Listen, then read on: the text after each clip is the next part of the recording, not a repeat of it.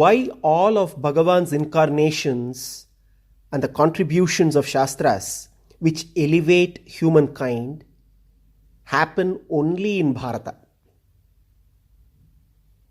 To discover the answer to this question, we must examine various details given in our Shastras on ancient geography and ancient history and connect the dots.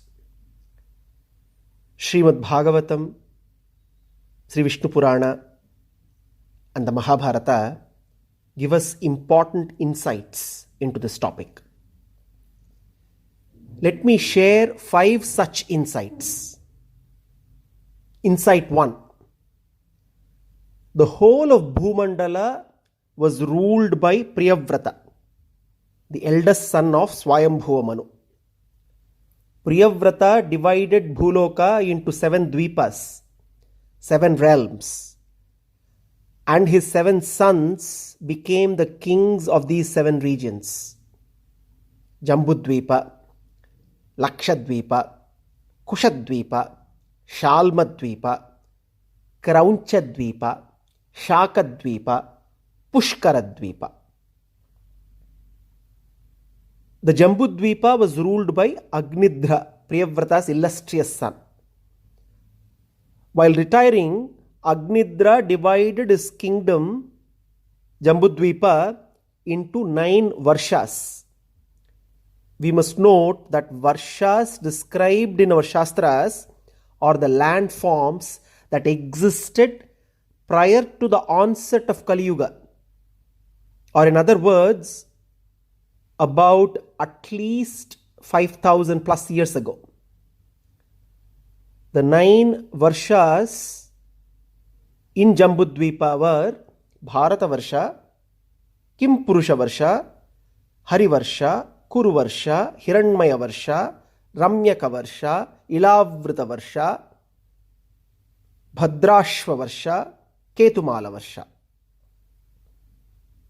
Thus, based on the geography covered in the Shastras, we can understand that Sanatana Dharma is universal. Our Shastras are universal. They are not just for Bharata Varsha, not just for Jambudvipa, they are applicable for the entire Bhumandala. Why? Even this Brahmanda and beyond. Insight 2. In the ancient times, the entire landmass of earth was brimming with Sanatana Dharma. Our Shastras show how everywhere across all the dvipas in Bhumandala in general and specifically in Jambudvipa, there was worship of Mahavishnu's different avatars. There are many clues given in the Shastras that all the Varshas, the different landforms, were part of a great humanity of Sanatana Dharma, and rishis of yore had a very good knowledge of them. Srimad Bhagavatam details how the people of other Varshas in Jambudvipa worshipped different avatars of Narayana. In Bhadrashva Varsha, Hayagriva was worshipped. In Hari Varsha, Narasimha was worshipped.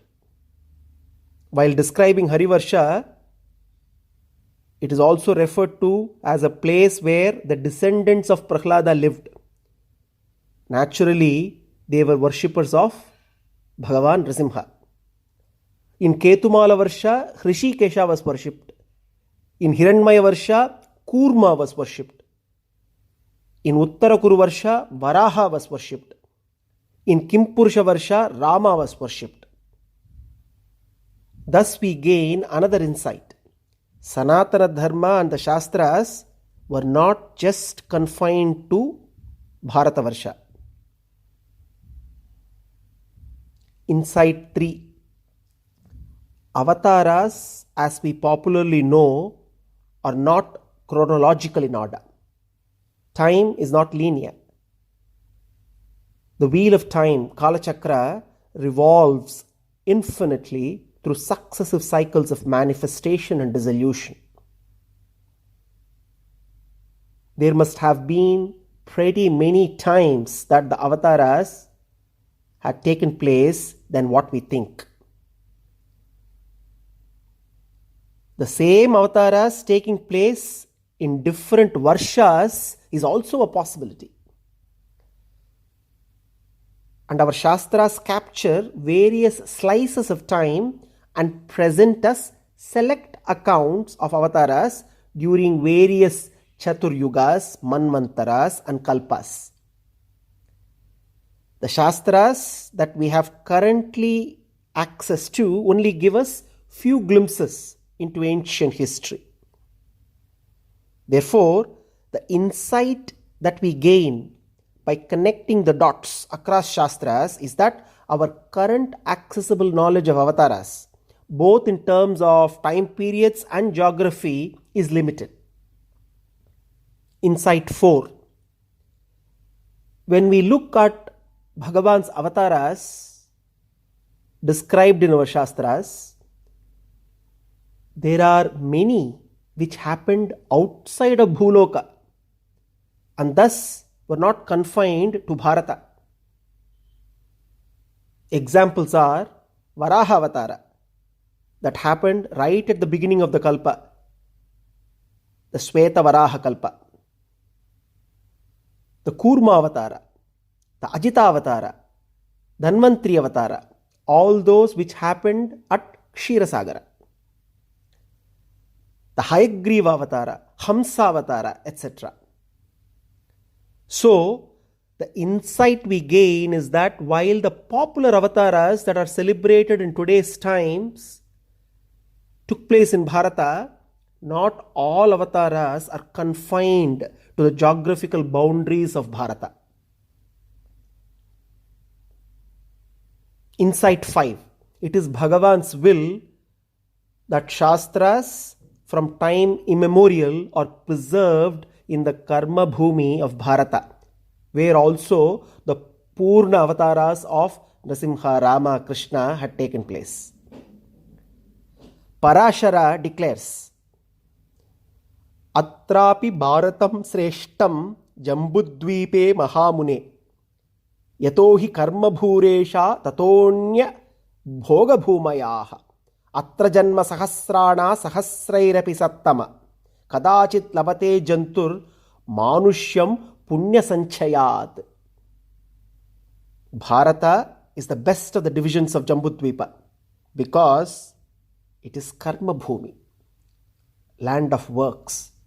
The other places are places of enjoyment alone, Bhoga Bhumi.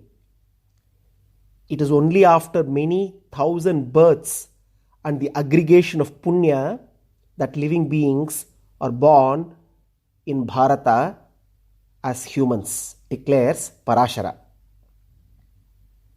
Thus, the landmass of Bharata is blessed. And we are all blessed too. In conclusion, while contemplating on this answer, we must try and relate to the ancient geography and ancient history and recognize that they were totally different to today's geography and today's culture, traditions in different parts of the world.